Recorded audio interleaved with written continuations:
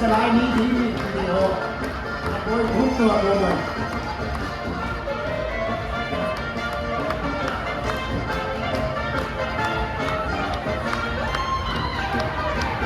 Springt schon auf.